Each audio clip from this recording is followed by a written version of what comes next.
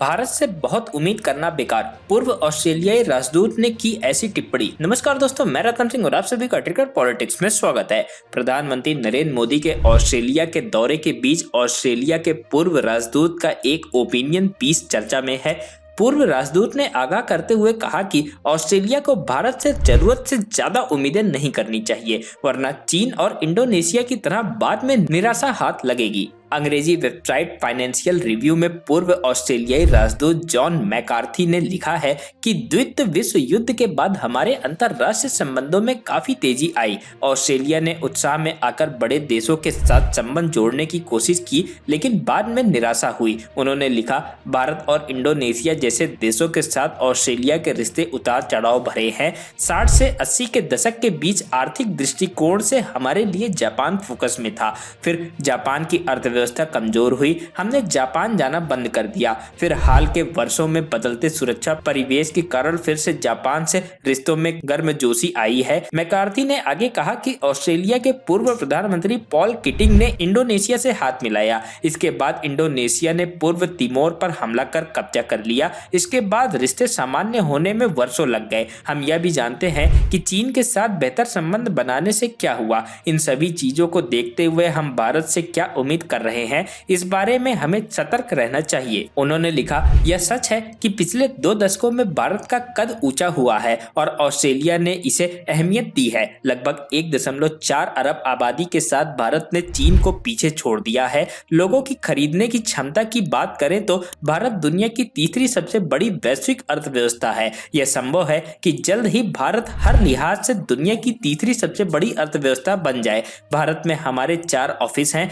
Australia आने वाले प्रवासियों में सबसे ज्यादा भारतीय होते हैं। भारत हमारे लिए चौथा सबसे बड़ा एक्सपोर्ट डेस्टिनेशन है। दोनों देशों के बीच शिक्षा सहयोग बढ़ रहा है। सब अच्छा है, लेकिन यूक्रेन मुद्दे पर रूस का विरोध करने से इनकार करने के बावजूद ऑस्ट्रेलिया और पश्चिमी देशों में भारत के रणनीतिक दृष्टिकोण को अपने जैसा देखने की आदत है। इसके अलावा ऑस्ट्रेलिया के दृष्टिकोण से एक बात यह भी महत्वपूर्ण है कि आज दक्षिणी एशिया मूल के लोग पूरी तरह से या आंशिक रूप से अमेरिका, ब्रिटेन और कनाडा के कई महत्वपूर्ण पदों पर काबिज हैं। समय के साथ ऑस्ट्रेलिया में भी एक दिन ऐसा ही होगा। ऑस्ट्रेलिया के पूर्व राजदूत ने भारतीय मूल के एक अमेरिकन एकेडमिक एसल टेलिस के हाल ही में छपे article America bad bet on India का हवाला दिया है। इस लेख में टेलिस ने कहा है कि भारत कभी भी चीन और अमेरिकी टकराव में खुद को शामिल नहीं करेगा जब तक उसकी खुद की सुरक्षा खतरे में न पड़ जाए। यह उस नीति का हिस्सा है जिसका लक्ष्य है कि भारत वही करेगा जो उसके लिए सबसे अच्छा है।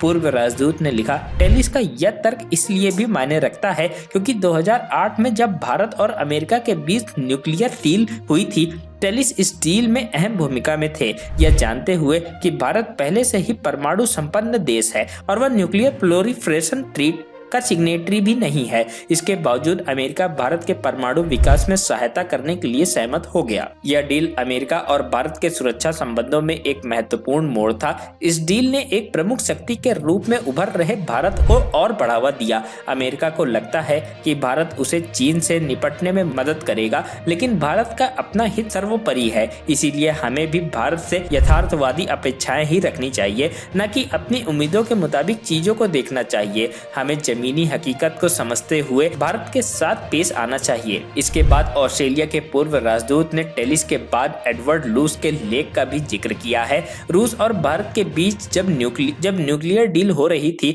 उस वक्त एडवर्ड लूस फाइनेंशियल टाइम्स के नई दिल्ली ब्यूरो चीफ थे। एडवर्ड लूस का कहना है कि भारत खुद को अंतरराष्ट्रीय मामलों में एक ताकत के रूप में देखता है। मल्टीपोलर वर्ल्ड में भारत एक शक्तिशाली ध्रुव बनने की ख्वाहिश रखता है। भारत रणनीतिक स्वायत्तता के सिद्धांत का पालन करता है। भारत के लिए यह मायने रखता है कि उसके लिए अच्छा क्या है, न कि पार्टनर कंट्री या कोई और देश क्या चाहते हैं। भारत संघाई कोऑपरेशन संगठन का भी सदस्य है। इसके अलावा भारत कभी भी पश्चिमी देशों की लिबरल अंतरराष्ट्रीय व्यवस्था समर्थक नहीं रहा। भारत अलग अलग लेकिन मुख्यतः ग्लोबल साउथ और विकासशील दुनिया का नेता है। यूक्रेन युद्ध में भारत ने पश्चिम देशों के दबाव के बाद रूस से दूरी तो बनाई, लेकिन वह रूस पर किसी भी तरह से प्रतिबंध लगाने से इनकार करता है। ऑस्ट्रेलियाई राजदूत जॉन मैकार्थी का मानना है कि अमेरिका और भारत की चीन को काउंटर करने वाली रणनीति भी उस तरह की रणनीति नहीं है जिस तरह से एक पार्टनर देशों के बीच होती है। भारत आपसी दायित्व के तहत काम नहीं करता है।